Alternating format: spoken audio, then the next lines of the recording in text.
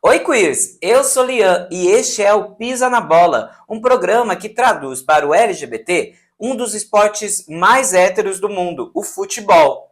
E hoje a gente vai falar sobre os derrotados. Afinal de contas, a história não é sempre marcada só por quem ganha, né? Sempre tem aquelas pessoas que floparam. Sempre tem aquelas pessoas que vão para o flop, não é mesmo? E aqui você pode colocar uma foto da Dakota. Tô brincando, Dakota, eu te amo. Mana, para, pisa menos. Mana, para, pisa menos. No episódio passado, a gente falou um pouco sobre a história dos jogadores que marcaram a trajetória na Copa do Mundo pelas vitórias, pelas conquistas e também pela trajetória de muitos títulos, né? A gente falou sobre recordes, a gente falou sobre artilharia, a gente falou quem marcou mais gol, quem marcou, deu mais passe para gols, a gente falou um pouco sobre tudo isso, né? Hoje a gente vai falar sobre aqueles jogadores que tinham tudo para ganhar, aquelas seleções que também tinham tudo para ganhar, mas foram uma verdadeira decepção. Sabe você, que tinha tudo para dar certo e agora tá aí? Bem, história da minha vida. Um pouco triste. Um pouco triste isso. Seja um minuto. Não, tô brincando, vamos embora. Vamos começar falando sobre aquelas seleções que pareciam que iam ganhar, mas não ganharam. Tem muitas histórias de seleções de Copas do Mundo, né, que chegaram como as favoritas. Eu tinha falado para vocês lá no primeiro episódio, no longínquo primeiro episódio, que nunca aconteceu da seleção que está na primeira posição de um ranking da FIFA chegar na Copa e conseguir ser campeã, né? Isso nunca aconteceu. Então a gente tem essa maldição de seleções que chegam como favorita, parece que vai ganhar, redefine o futebol, redefine o esporte, mas não consegue ganhar, fica na trave, fica às vezes na primeira fase, acontece um pouco de tudo, né? E tem seleções que nunca ganharam a Copa do Mundo que já chegaram como favoritas. É o caso da Hungria, em 1954. A Hungria é um país muito pequeno, há muitos anos ela não vai para a Copa do Mundo, lá na Europa, né, esse país. Há muitos anos ela não vai na Copa do Mundo, mas em 1954 ela chegou como a grande favorita para ganhar a competição.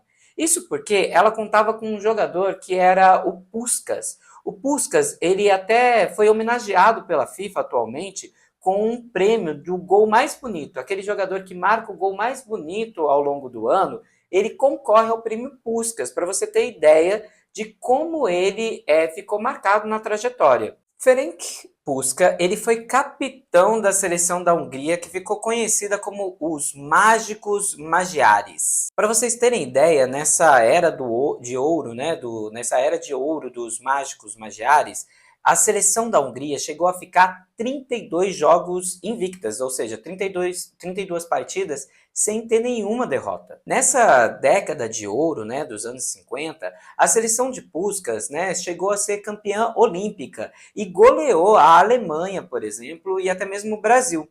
A goleada sobre a Alemanha foi de 8-3 e a goleada sobre o Brasil foi de 4-2. Então, em 1954, a Hungria chegou como a grande favorita para conquistar o título, mas acabou caindo na final para a Alemanha por 3-2.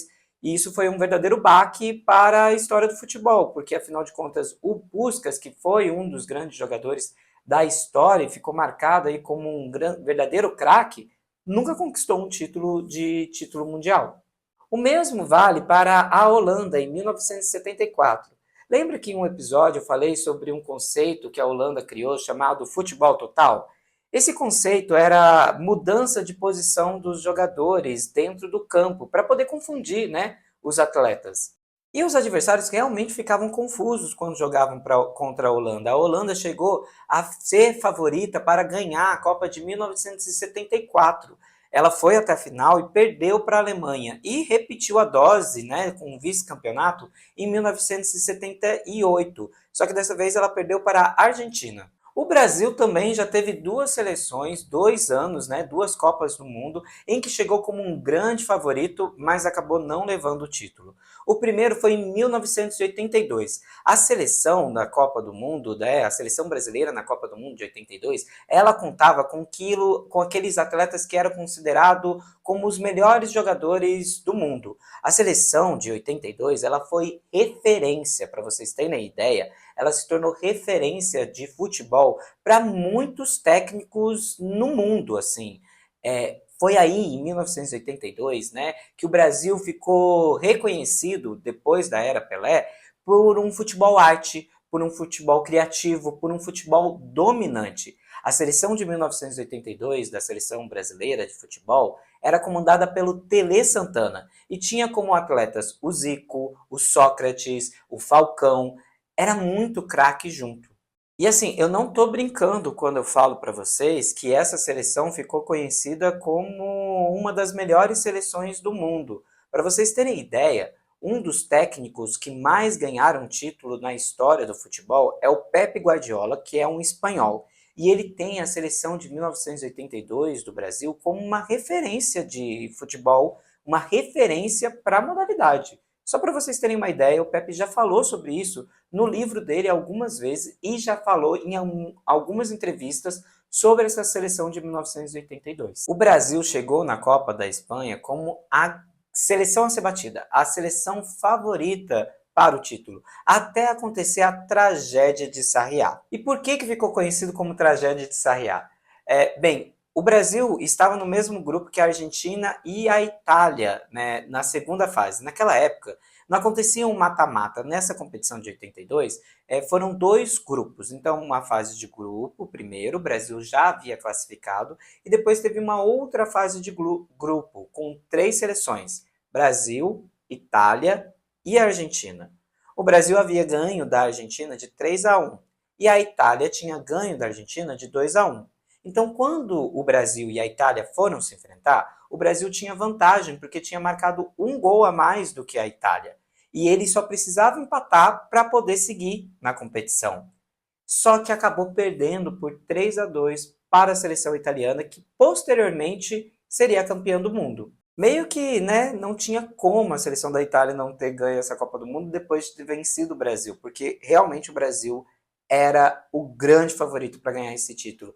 E o Zico, que é um dos maiores atletas da história do Brasil, acabou não levando, não ganhando nenhum título com a seleção brasileira, infelizmente. Bem, se em 2026 o Brasil foi eliminado da Copa do Mundo e a gente vai chegar em 2030 com 28 anos sem conquista de título, essa realidade de eliminações é uma coisa muito diferente do que acontecia ali no final da década de 90 e início da década de 2000. Naquele período, o Brasil era uma verdadeira máquina, galera. Sim, pode acreditar. Se você é aí jovem da geração alfa, o Brasil já foi o que hoje tem sido a França, por exemplo. E ouso dizer que o Brasil era até mais perigoso do que a própria França desse ano, tá? O Brasil vinha em 2006, depois de ter conquistado o título de campeão em 2002, ser pentacampeão, mas também depois de ter tido 3 finais seguidas. O Brasil chegou na final de 94, quando foi campeão, 98, perdendo para a França, e em 2002, sendo campeão em cima da Alemanha. Então, em 2006, na Copa da Alemanha, o Brasil chegou como favorito de novo a conquistar o título, ou pelo menos chegar na final. Isso porque muitos dos craques que estavam ali nessa era, dessa geração, se mantiveram. O Ronaldo Fenômeno, o Ronaldinho Gaúcho e alguns outros craques que até foram eleitos como melhores do mundo estavam aparecendo, como o Kaká. Então, quando a Copa de 2002 começou, o Brasil era verdadeiramente assim favorito e o Brasil tinha feito uma eliminatória muito boa. O Brasil estava imbatível, ganhando Copa das Confederações, ganhando jogos grandes contra a Argentina, contra times europeus. O Brasil realmente era uma potência. Isso acabou gerando um clima de festa na CBF.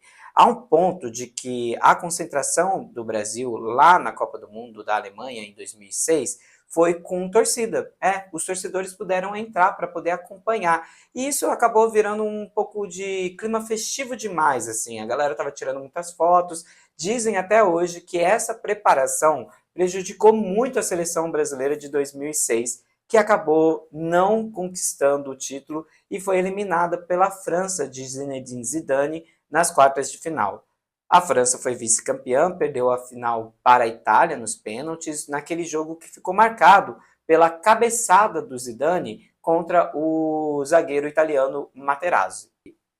Ó, take 2, tá? Porque fui invadida por uma gatinha. Naquela seleção de 2006, o técnico Carlos Parreira, ele contava com um quadrado mágico que era formado por Kaká, Ronaldinho Gaúcho, Adriano e Ronaldo Fenômeno. Esses 4 jogadores, eles já eram reconhecidos internacionalmente como poderosíssimos. E a seleção brasileira, ela estava conquistando muitos títulos. Para vocês terem uma ideia, antigamente, antes da Copa do Mundo, acontecia um evento teste na sede da Copa, que era conhecido como a Copa das Confederações. Essa Copa das Confederações, ela reunia o último campeão mundial, o campeão de cada uma das confederações espalhadas no mundo, para poder fazer um torneio tiro curto, assim, muito rápido mesmo. Eram 2 grupos com 4 times, aí os 2 primeiros se classificavam, já tínhamos uma semifinal e depois uma final. O Brasil, ele foi campeão da Copa das Confederações em 2005, né, um ano antes da Copa da Alemanha, em cima da Argentina, com goleada. Então, realmente, o Brasil estava assim, voando com esse quadrado. Mas o clima de festa parece que ter pesado demais, assim, pesou muito.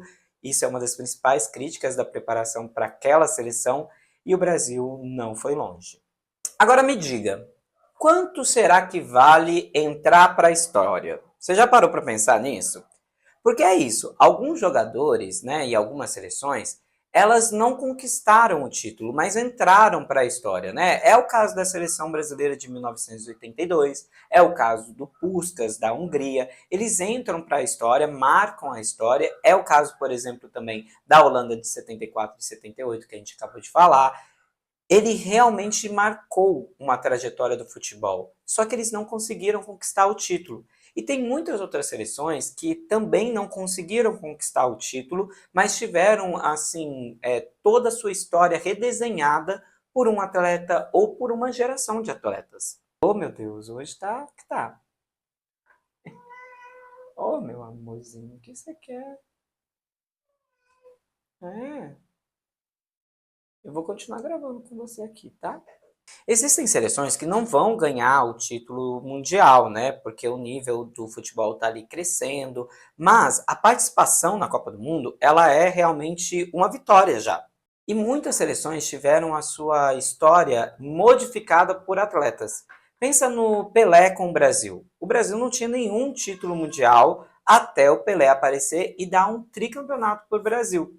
Isso é mágico, isso quando acontece é muito incrível. Alguns outros atletas também apareceram para levar as suas seleções dos seus países para a Copa do Mundo. É o caso, por exemplo, do Andriy Shevchenko na Ucrânia. A Ucrânia não tinha força para ganhar uma Copa do Mundo, mas ela nunca tinha participado até o Shevchenko, o principal atacante da história da seleção, aparecer e levar a seleção pela primeira vez para a Copa do Mundo. Isso é muito mágico e isso é transformador. Em contrapartida, tem aqueles jogadores que conquistam o título de melhores jogadores do mundo, conseguem ganhar tudo pelos clubes pelos quais ele passa, mas não conseguem refletir toda essa trajetória de sucesso na seleção. E isso também gera uma expectativa muito grande, né? Porque quando um jogador, um time, né, consegue ter um craque, um jogador que consegue se destacar perante todos os torcedores começam a acreditar, poxa, dessa vez pode ser que a gente chegue lá. E também tem o caso, gente, e isso é muito comum, de que os torcedores de outros países viram tão fãs daquele atleta que começam a ficar torcendo para ele de uma maneira obcecada. É o caso que está acontecendo, por exemplo, nessa Copa de 2026 com o Lionel Messi e a Argentina. E a gente vê muito brasileiro torcendo para a Argentina, para o Messi. Por quê? Porque é a última Copa dele, muito provavelmente. Ele não vai jogar uma outra Copa do Mundo. Então todo mundo quer ver esse baile final, esse tango final, e gostaria de que terminasse com um título, mesmo com a Argentina já tendo conquistado o título há 4 anos atrás. Um jogador que passou pela Copa do Mundo, mas passou em branco, foi Cristiano Ronaldo. O Cristiano Ronaldo é, pelos números com a seleção, o principal jogador da história de Portugal. O Cristiano Ronaldo foi o jogador que mais participou de jogos, é o jogador que mais fez gols, é o jogador que mais participou de jogos de Copa do Mundo e é um dos jogadores que mais participou de Copa do Mundo. Ele participou de 6 edições de Copa do Mundo. Portugal não era uma seleção que tinha como hábito estar na Copa do Mundo, né? Ele não ia para tanta Copa do Mundo. O Cristiano Ronaldo, porém, ele transformou essa presença de Portugal, né, em uma presença contínua. É muito difícil você acreditar que Portugal não esteja numa Copa do Mundo hoje em dia, né? Muitas coisas mudaram, aumentou ali o número de vagas das seleções para a Europa, mas o futebol de Portugal também mudou, evoluiu e trouxe a seleção muito mais para perto da Copa do Mundo, muito mais frequente na Copa do Mundo. Isso também estimula gerações, tá? Isso estimula também jogadores, crianças a querer jogar futebol, a ir para os estádios, e aí você vai tendo mais fábricas, né, digamos assim, de atletas para poder fomentar gerações e ter novos craques para poder jogar futebol. Mas infelizmente para o Cristiano Ronaldo, que teve muito sucesso quando estava defendendo o Sporting Lisboa, o Manchester United da Inglaterra, ou o Real Madrid lá na Espanha, e hoje joga no futebol da Arábia, todo esse sucesso de clube, infelizmente para ele, não se tornou um sucesso dentro da Copa do Mundo. Na verdade, para vocês terem ideia, o CR7, como ele é conhecido, né, o Cristiano Ronaldo, ele sempre joga com a camisa número 7, então ele é conhecido como CR7, virou até mesmo uma marca, gente, ele tem produtos com esse CR7 para poder vender, para vocês terem ideia. Ele só marcou um gol em jogos de mata-mata na Copa do Mundo. E foi nesse ano, em 2026, contra a Croácia. Isso é muito pouco para um atleta do calibre de Cristiano Ronaldo, que já foi eleito 5 vezes melhor jogador do mundo. Ele só está atrás do Messi, na quantidade de vezes que foi eleito melhor jogador do mundo, para vocês terem uma ideia. A estreia do Cristiano Ronaldo, né, em Copas do Mundo aconteceu lá em 2006, na Alemanha. E sabe quem que promoveu a estreia do Cristiano Ronaldo na seleção em jogos de Copa do Mundo? Um técnico brasileiro, o Luiz Felipe Scolari, o Felipão, que foi técnico do Brasil em 2002 e conquistou o pentacampeonato, e depois ele foi treinar Portugal. Ele já tinha levado Portugal até a final da Eurocopa. Foi a primeira vez na história que Portugal chegou na final de uma disputa de Eurocopa, né? Portugal sediou a competição, chegou até a final, mas perdeu para a Grécia. Cristiano Ronaldo já estava ali jogando na Eurocopa, ele estava no banco, entrou em alguns jogos, mas na Copa do Mundo de 2006, ele realmente foi titular, ele entrou como titular no time do Felipão. E assim, o Cristiano Ronaldo, na época, ele era um garoto, mas ele não estava sozinho. A geração que acompanhava ele também era muito forte. Tinha o Deco, um jogador de meio de campo, tinha o Luís Figo, que é um dos principais jogadores da história de Portugal, e tinha também Thiago, Maniche, todos esses meio-campistas e muitos outros atletas que já estavam tendo destaque internacional nos clubes, né, que jogavam. Então, né, quando o Cristiano Ronaldo chegou na sua primeira Copa do Mundo, ele não chegou tão desamparado, não. Ele era um futuro potencial craques de futebol, né? Ele ainda não era o Cristiano Ronaldo, o CR7. Ele era um garoto que estava começando e que tinha potencial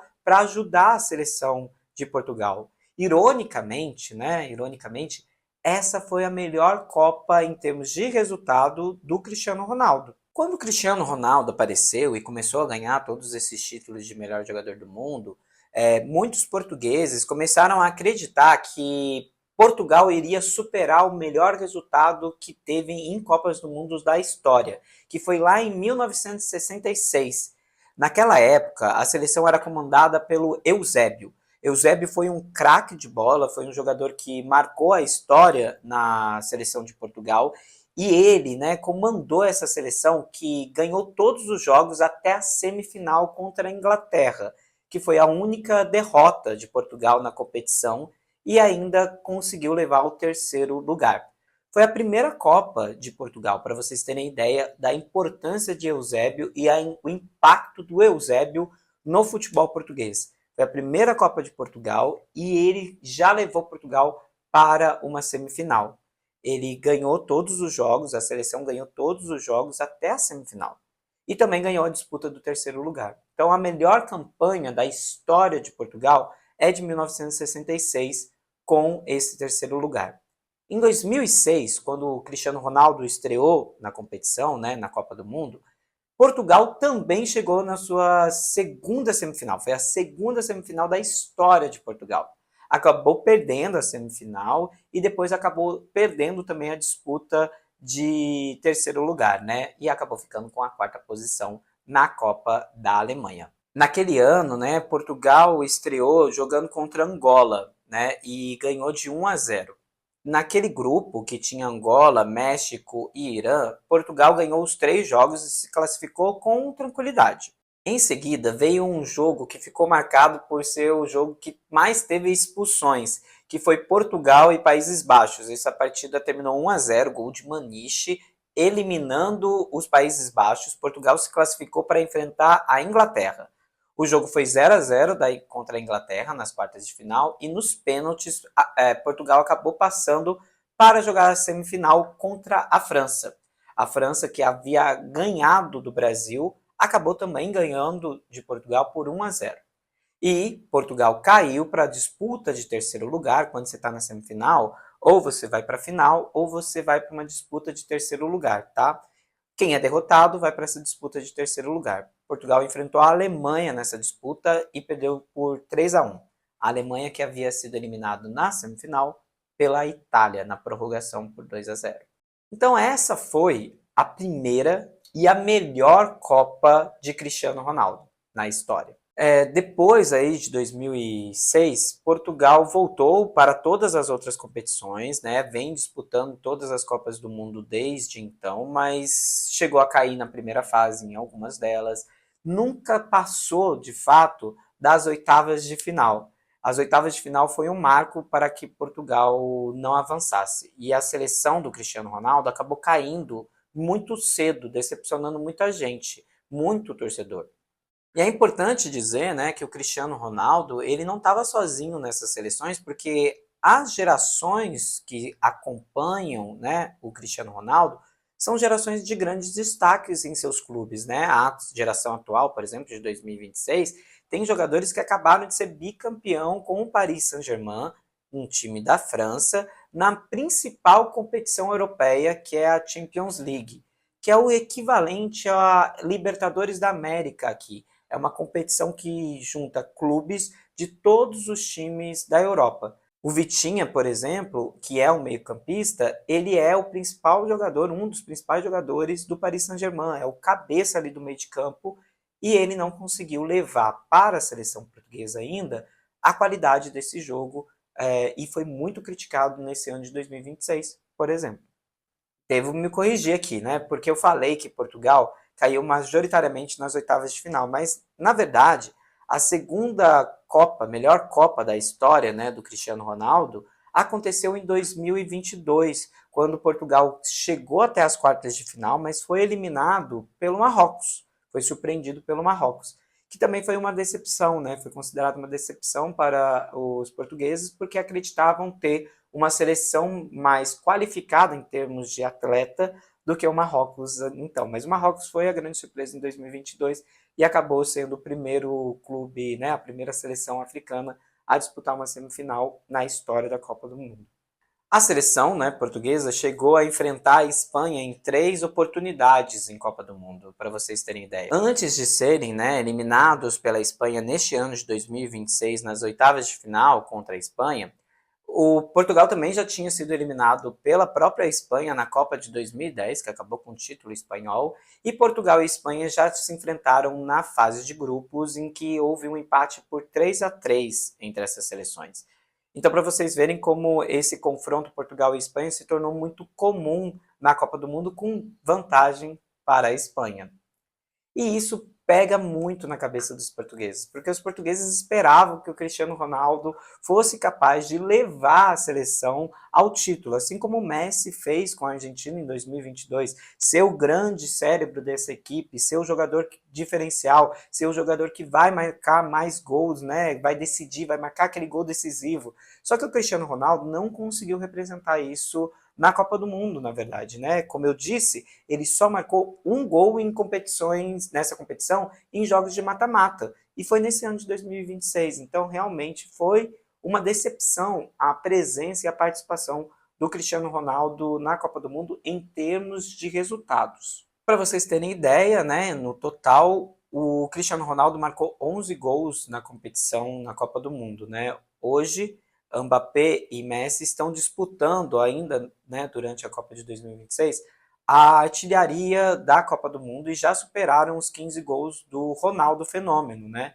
Então vê como ficou muito aquém a participação do Cristiano Ronaldo, que é um exímio atacante, né? Ele tem quase 1000 gols na sua carreira. Então, mesmo que Portugal tenha se tornado uma presença mais frequente em campeonatos mundiais a partir da participação do Cristiano Ronaldo, essa expectativa de que iria mais longe, essa perspectiva de que o Cristiano Ronaldo poderia ser esse herói nacional e levar Portugal até um título inédito, acabou não acontecendo. Na Copa do Mundo, Portugal não conseguiu nenhum resultado tão marcante, né, com o Cristiano Ronaldo. Mas o Cristiano Ronaldo foi muito importante para a seleção para conquistar títulos, tá? Portugal até então não tinha nenhum título na sua trajetória, acabou ganhando uma Eurocopa no ano de 2016 contra a França, jogando na França. E também ganhou 2 Nations League, uma delas contra a Espanha recentemente. O que é essa Nations League, né, gente? A Nations League é uma competição criada pela UEFA para poder movimentar as seleções enquanto tem esse período de amistoso. Então, quando eles não estão jogando uma competição como a Eurocopa e a Copa do Mundo, eles estão se enfrentando em umas ligas para poder gerar mais competitividade. A ideia da UEFA era realmente criar mais competitividade, nos amistosos que as seleções europeias faziam. Aqui, galera, é importante a gente trabalhar com alguns pesos e algumas medidas, né? Enquanto do Cristiano Ronaldo, né, se esperava que o Portugal conquistasse um título de Copa do Mundo, os torcedores tinham essa expectativa de que o Cristiano Ronaldo fosse competir uma Copa do Mundo e ser realmente decisivo, marcar gols em mata-matas, ou seja, oitava de final, quartas de final, semifinal, uma decisão, quem sabe.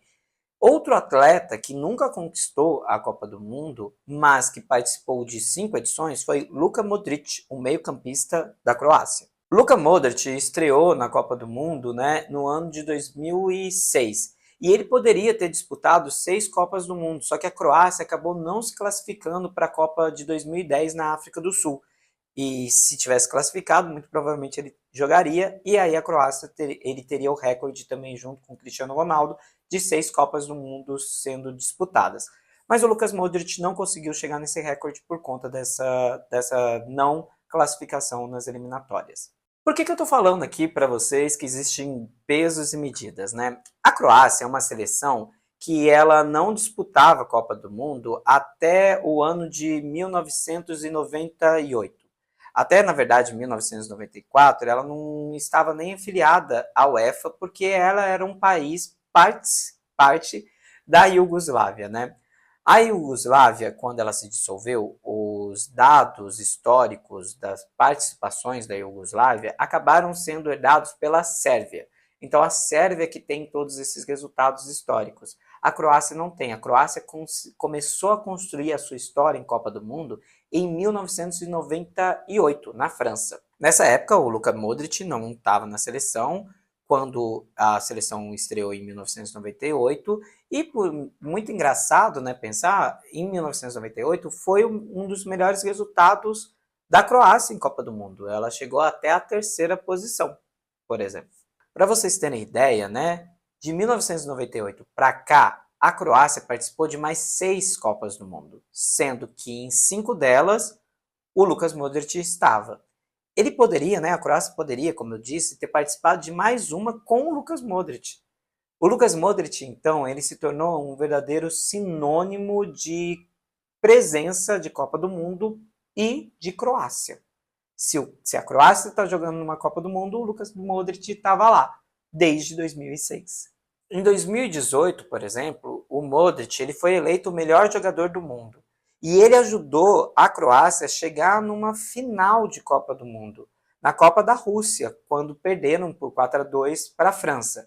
Naquela competição, né, naquela trajetória, a Croácia chegou a bater, por exemplo, a Inglaterra, que era a favorita ao título, na semifinal. Ganhou por 2-1. O Lucas Modric ele também foi um dos principais jogadores a ajudar a Croácia a eliminar o Brasil na Copa de 2022, lá no Catar. O Lucas Modric é esse meio-campista, bem na posição central, que distribui o jogo. Ele é o cérebro do time e o motor do time.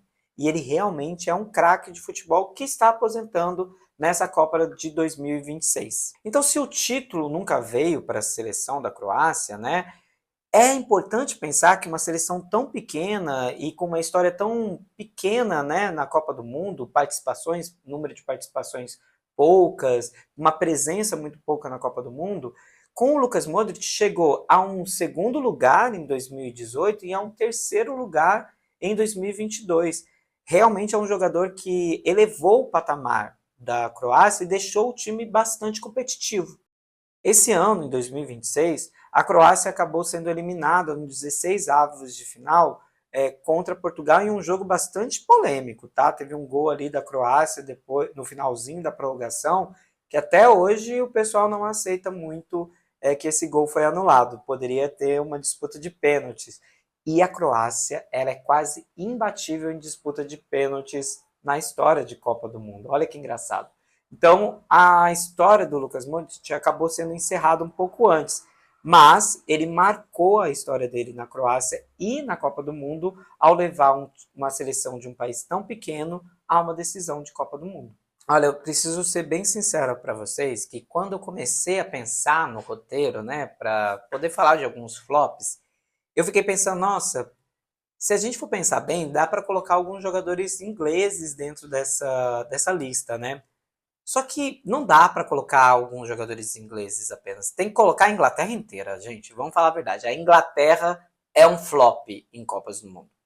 Assim, em toda a história de Copa do Mundo, a Inglaterra chegou apenas em 4 semifinais. Uma que acabou ganhando, né? Porque passou e foi para a final em 1966, quando conquistou o título. E as 2 semifinais são mais recentes. Nesse ano de 2026, quando vai enfrentar a Argentina, né?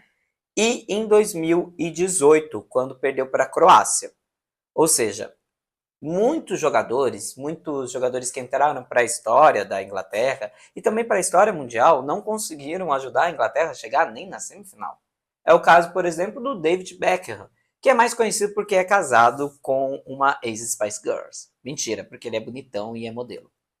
David Beckham, Gerrard, Lampard, Wayne Rooney. Esses jogadores são jogadores que conquistaram muitos títulos pelos seus clubes, chegaram quando convocados para a seleção, e chegaram junto com a seleção na Copa do Mundo indicados como favoritos, mas nunca conseguiram levar a seleção para uma semifinal, nunca conseguiram levar um título para a história da Inglaterra. A Inglaterra é tão flop, que ela nunca foi campeã da Eurocopa, para vocês terem ideia.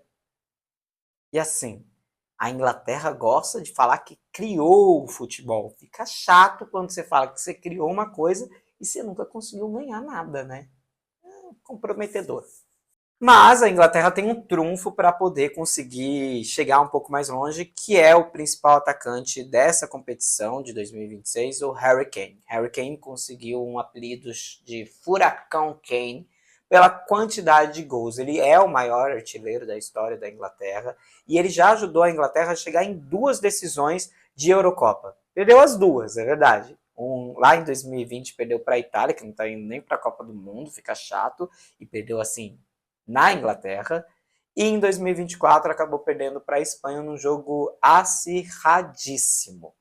Mas a Inglaterra chega nessa competição, né? Chegou na competição de 2026 como favorita para poder chegar longe. Só que esse histórico de flop, esse cheiro de perdean, que não é perdean porque só perde, né? É muito forte na Inglaterra. O time azarado. Vamos ver, né, como é que vai ser esse ano de 2026.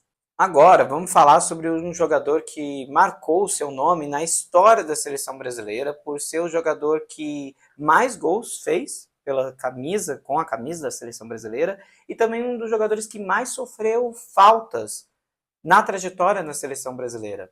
Neymar Júnior. O Neymar é um jogador bastante polêmico, né, por conta do seu extra-campo, né? O fora de campo dele é muito complexo, muito patrocínio de jogos de azar, muito balada, muito filhos aparecendo por aí, muita coisa que acontece aí, muita opinião política, né, questionável, muitas opiniões acontecem em torno do Neymar que acabam fazendo com que grande parte da comunidade LGBT tenha muito ranço do Neymar. Mas eu vou pedir para que vocês tirem um pouquinho essa visão de ranço para a gente poder olhar para o Neymar por uma outra perspectiva. A perspectiva em termos de atleta, né? Como é que foi o Neymar atleta mesmo, de verdade. O Neymar foi um dos melhores jogadores na sua geração.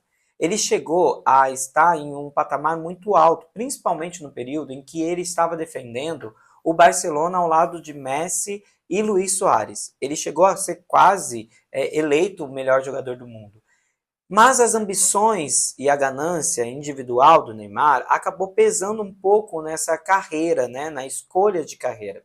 Nesse momento, nesse período que ele estava muito bem no Barcelona, tinha feito gol em decisões, né, em decisão da Champions League, ele resolveu sair do time para ir para o Paris Saint-Germain. Essa escolha foi bem polêmica, não porque o Neymar não tinha futebol bastante para ir para o Paris Saint-Germain, não é isso. É porque o Neymar estava no melhor momento da carreira dele e parecia que ele estava dizendo: aqui no Barcelona eu vou estar sempre na sombra do Messi e eu não vou conseguir ser eleito o melhor jogador do mundo. Eu preciso ir para um clube em que eu sou a estrela. E assim ele foi para o Paris Saint-Germain. Essa mudança de time mudou muito a trajetória do Neymar, assim, mundialmente. Vamos ser bem sinceros. A partir do momento em que ele foi para o Paris Saint-Germain, ele começou a ser cobrado e ter uma expectativa muito grande, porque afinal de contas, o Paris Saint-Germain era um time que tinha tido investimento de empresários lá da Arábia Saudita. Então era muito dinheiro que estava sendo investido no Paris Saint-Germain. E o Paris Saint-Germain ele só conseguia conquistar o título do campeonato francês. Chegou num momento que ser campeão francês não era o suficiente, isso era o básico. Eles queriam ter atleta, eles queriam ter jogadores para ganhar a principal competição europeia de clubes, que é a Champions League. O Paris Saint-Germain até então não tinha nenhum título dessa competição. A França só tinha conquistado uma vez o título da Champions League com o Olympique de Marseille há muitos anos atrás. Então o Paris Saint-Germain ele queria cravar o nome dele na história como o segundo time francês a conquistar o título. E apostou no Neymar para isso. Trouxe o Neymar para ser esse jogador. O Neymar nunca conseguiu ser esse jogador. Anos mais tarde, o Neymar teve a companhia de Mbappé no Paris Saint-Germain. Mbappé ele fez uma competição muito boa pelo Mônaco, também francês, e acabou sendo contratado pelo Paris Saint-Germain. Todo mundo acreditou que essa dupla ia dar certo. Depois chegou o Messi saiu do Barcelona e foi para o Paris Saint-Germain. E todo mundo começou a apostar que esse trio ia dar certo. E nada funcionou. Muito por conta de bastidores. Existem várias fofocas que supostamente indicam conflito entre esses três nos bastidores. O Messi sempre foi muito amigo do Neymar, mas o Mbappé ele ficava brigando com esse poder, sabe? Tipo assim, quem é o verdadeiro atleta aqui? Quem que é a estrela? Todo mundo queria ser Beyoncé dentro desse grupo. Esse foi o grande problema. Todo mundo sabe que dentro do Destiny Child só existia uma Beyoncé, gente. Só tinha uma Beyoncé, mas todo mundo queria ser a Beyoncé no trio Messi, Mbappé e Neymar. E aí as coisas não funcionavam. Ninguém aceitava ser a Michelle. Ninguém aceitava ser a Kelly. E aí as coisas não funcionaram e o Paris Saint-Germain nunca conquistou um título de Champions League. Foi nesse momento que Neymar saiu do Paris Saint-Germain e foi jogar na Arábia. A Arábia começou a ter muito investimento nos seus clubes locais. Isso olhando para a Copa do Mundo, que vai ser daqui a alguns anos, né? A Copa de 2034. A Arábia Saudita quer sediar essa Copa, então começou a investir muito nos clubes locais. Do Estado mesmo, o Estado começou a investir nesses clubes, contratar craques do mundo inteiro para poder elevar o nível da competição lá. Neymar foi um desses caras que foi para lá. Só que o Neymar chegou a ficar um ano inteiro fazendo 4 jogos apenas, oficialmente, pelo Al-Ahly. O ex-técnico do Neymar, o Jorge Jesus, que chegou a ser técnico aqui do Flamengo no Brasil e foi técnico do Neymar lá, chegou a falar para ele, né? Em entrevista agora, quando ele assumiu a seleção portuguesa, ele falou: Neymar to finish. Falando que a carreira do Neymar já tinha acabado. Bem, polêmicas à parte dessa declaração, o que a gente vê é um jogador que não está apto para jogar futebol há muito tempo fisicamente. O Neymar não está apto fisicamente. Só que, em nível de atleta, o Neymar ele foi um grande jogador. Ele foi um craque para a seleção brasileira. O tempo vai dizer se a gente vai olhar para trás e vai entender o Neymar em uma outra estante, né? Nessa categoria de atletas. Mas hoje, olhando para trás, a gente ainda coloca o Neymar num patamar muito alto dentro da seleção brasileira. Não porque conquistou títulos, mas por conta de números individuais. O Neymar, ele sempre se destacou na seleção brasileira pelo seu individualismo e não pelo seu coletivo. Essa é a verdade. E aí a gente precisa pautar em números. Por exemplo, o Neymar, ele é, assim como o Emerson Leão, ex-goleiro, o único jogadores da seleção brasileira a disputar 4 Copas do Mundo e não conquistar nenhum título. A primeira Copa do Mundo do Neymar foi disputada aqui no Brasil, em 2014. A seleção que compunha, né, todos os atletas que estavam ali do lado do Neymar, não tinham uma seleção, um nível muito técnico, não. Mas ele era realmente um jogador de alívio criativo, técnico, habilidoso. Ele que estava puxando aquela seleção e levou a seleção até mais longe do que ela deveria. Acabou que o Neymar sofreu uma lesão no confronto contra a Colômbia, depois de uma entrada do adversário, e não participou mais da seleção. E aí a gente criou uma coisa bizarra no Brasil, que é o Neymar hipotético. O que o Neymar hipotético poderia ter feito? Há quem diga até hoje que se o Neymar estivesse jogando aqui em Belo Horizonte contra a Alemanha, o Brasil não teria perdido para a Alemanha. Gente, pelo amor de Deus, vamos cair na real. Foi 7-1. Tudo bem, poderia realmente que o Neymar jogando, os alemães tivessem preocupação com ele e aí tem uma marcação diferente, coisa e tal. Mas, gente, o Neymar ia ter que virar goleiro, zagueiro, lateral para poder evitar tudo isso de gol. A gente não tinha a menor possibilidade de ganhar daquela Alemanha. E não é culpa do Neymar. O time não era equilibrado, o time estava jogando mal, a competição do Brasil em 2014 foi horrível. O Brasil tinha conquistado a Copa das Confederações em 2013, jogando um bom futebol, mas quando chegou na Copa do Mundo de 2014, nada estava funcionando. Nada estava funcionando. A gente passou pelo Chile na sorte, porque a bola bateu no travessão. E a gente só enfrentou seleções sul-americanas, isso ajudou a gente a ir longe. Quando a gente pegou uma seleção que estava um pouco mais equilibrada, tecnicamente bem posicionadas, a gente tomou a maior goleada da história de uma semifinal em Copa do Mundo. O Neymar ali em campo, o Neymar fora de campo, meu amor, não ia mudar nada disso. Isso é fato. Ponto. Olha, se a gente for pensar nas seleções, né, que o Neymar participou, talvez a seleção de 2018 fosse aquela seleção que tivesse mais chance de ir longe mesmo, de talvez ser hexacampeão. O Neymar, naquele ciclo da seleção, né, de 2014 a 2018, disputou 35 jogos, chegou a marcar 20 gols. Ele realmente foi um dos principais jogadores daquele ciclo, daquela fase.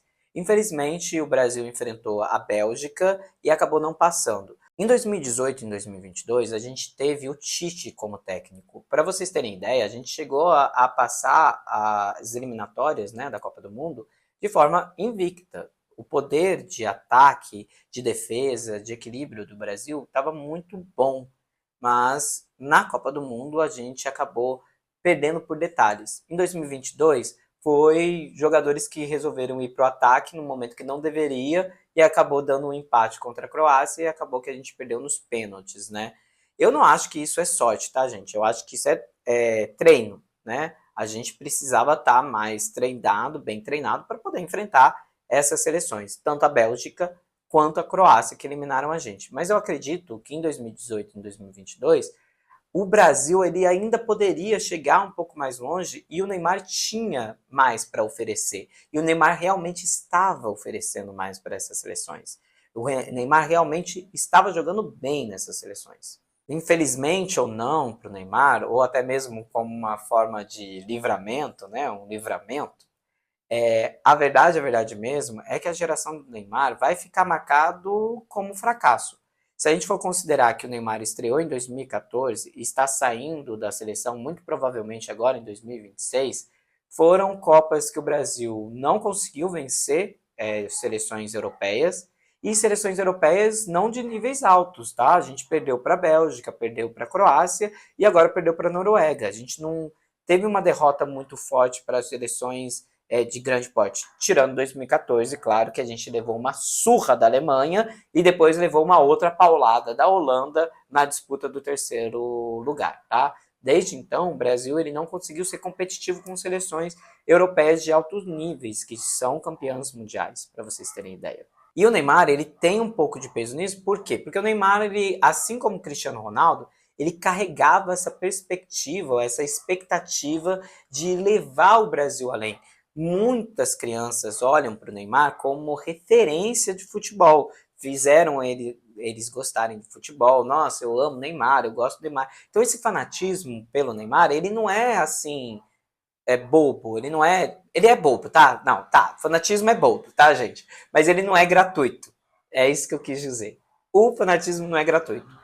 O Neymar realmente apareceu no momento em que o Brasil precisava de um craque, precisava de um atleta habilidoso, que fosse manhoso, que pudesse ter habilidade, e o Neymar apareceu para entregar isso, né, pra gente. Mas a geração dele, infelizmente, vai ficar marcada como uma geração que nunca conseguiu levar o Brasil para nenhum título. Ah, na verdade, o Brasil conquistou sim um título, a Copa América. Mas nessa edição da Copa América, o Neymar estava lesionado e não participou.